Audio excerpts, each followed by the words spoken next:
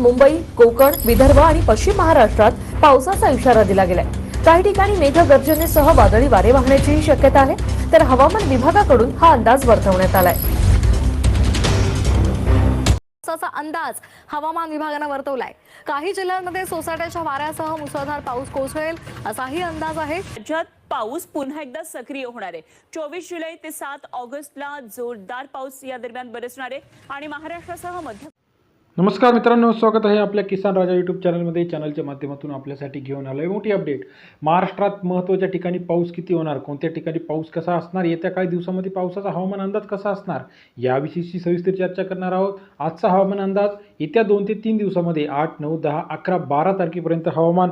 येत्या काही दिवसांमध्ये महाराष्ट्रात हवामानामध्ये परत एकदा बदल होणार आहे। महाराष्ट्रात येत्या काही दिवसांमध्ये प्रचंड मोठ्या प्रमाणात पाऊस होण्याची शक्यता आहे। मग कोणते जिल्हे आहे, कोणते असे तालुके आहे, कोणते गाव आहे या ठिकाणी मोठ्या प्रमाणात पाऊस होणं अपेक्षित आहे। चला तर चर्चा करूया।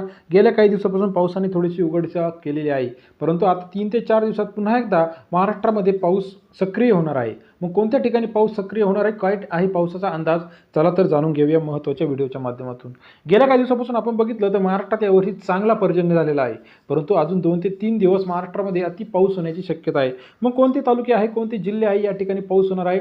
मुंबई असेल, रायगड असेल, पनवेल असेल, त्याचबरोबर नाशिक असेल, ठाणे असेल, रत्नागिरी असेल, सिंधुदुर्ग असेल, या सर्व ठिकाणी कमी दाबाचा पट्टा पुन्हा एकदा तयार व्हायला सुरुवात झाली आहे। येत्या 2 ते 3 दिवसामध्ये महाराष्ट्रामध्ये मध्यम ते अतिमध्यम जास्त प्रमाणात पाऊस अपेक्षित आहे। 7, 8, 9 ऑगस्टला मोठा पाऊस महाराष्ट्रामध्ये सांगितलेला आहे। मग आपण शेतकऱ्यांनी काय काळजी घ्यायची आहे, कोणत्या ठिकाणी किती पाऊस झालेला आहे, आत्तापर्यंत ही सर्व शेतकऱ्यांना माहिती आहे। महाराष्ट्रात यावर्षी चांगला पर्जन्य झालेला आहे। आता जो आहे श्रावण पहरी चालू आहे, परंतु आता श्रावणामध्ये काही ठिकाणी अचानक कमी दाबाचा पट्टा अरबी समुद्राच्या महासागरामध्ये तयार झाल्यामुळे मोठ्या प्रमाणात पाऊस अपेक्षित आहे।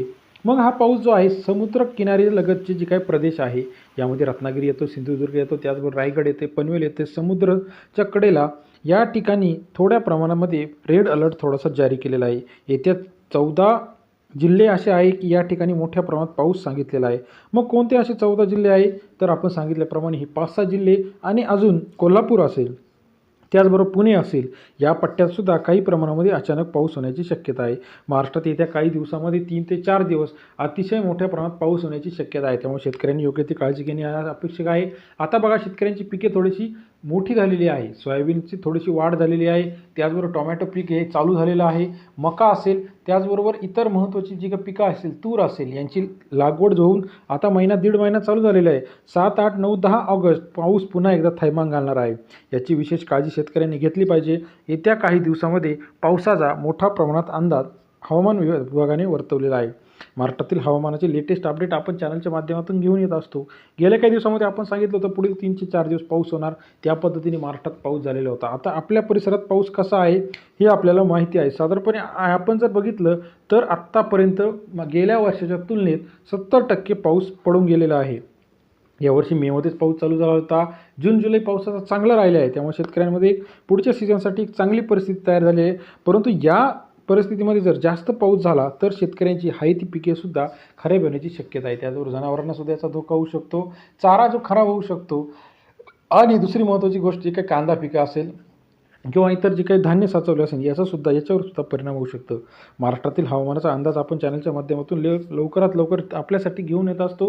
हवामान अंदाजाचा करेक्ट व्हिडिओ बघण्यासाठी चॅनलला नवीन असाल लाईक, सबस्क्राईब, शेअर करा। पुढील 3 ते 4 दिवस महाराष्ट्रामध्ये अतिमुसळधार ते मुसळधार मध्यम गतीचा पाऊस होणं अपेक्षित आहे।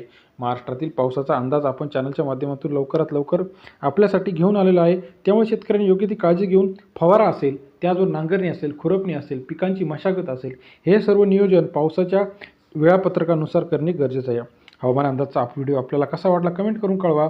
अधिक माहितीसाठी चॅनलला लाईक, सबस्क्राईब आणि शेअर करायला विसरू नका। धन्यवाद।